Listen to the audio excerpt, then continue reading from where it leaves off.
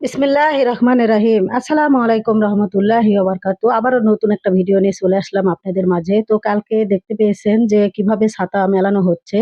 তো পুরাটাও মেলানো দেখাতে পারিনি আপনাদের। তো আজকে দেখুন কিভাবে আস্তে, আস্তে পুরাটা মেলে যায়। তো এই ছাতা অনেকটা উপকারে আসে। যেমন ধরেন আপনি রোদ, বৃষ্টি, ঝড়, তুফান থেকে যেকোনো সব হাজিদেরকে নিরাপদে রাখার ক্ষমতা রাখে এই ছাতা।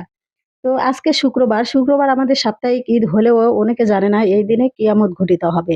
প্রিয় হাদিসে এসেছে রাসূল সাল্লাল্লাহু আলাইহি সাল্লাম বলেছেন, কিয়ামত কেবল শুক্রবারেই ঘটবে। কারণ এই দিনে হযরত আদম আলাইহিস সালামকে সৃষ্টি করা হয়েছে। এই দিনেই তাকে জান্নাতে প্রবেশ করানো হয়েছিল। এই দিনেই তিনি পৃথিবীতে এসেছেন। আল্লাহ শুক্রবার থেকে শুরু করেছেন এবং শেষের প্রতীক সৃষ্টি করেছেন যেমন এই দিনেই। পৃথিবীর শেষও এই দিনেই হবে। এইজন্য মুসলিম জাতির জন্য এই দিনটি রহমত, বরকত এবং একই সাথে শক্তিশালী সতর্ক বার্তার দিন। শুক্রবার শুধু জুম্মার নামাজই না, দোয়া দিনও হয় এবং এটিতে এই শুক্রবার দিনে বেশি, বেশি আমরা নবীজির উপরে দরুদ বর্ষিত করব।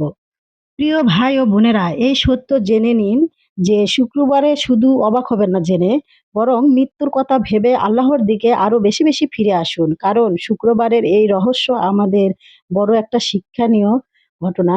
তো সবকিছু যদি শুক্রবারে হয়ে থাকে, অবশ্যই আমাদের কিয়ামত ঘটিত হবে তো শুক্রবারে। তাই আমরা এই শুক্রবারের দিনটা কোনোভাবেই নষ্ট না করে বেশি বেশি দরুদ পাঠ করব। আল্লাহ হাফেজ।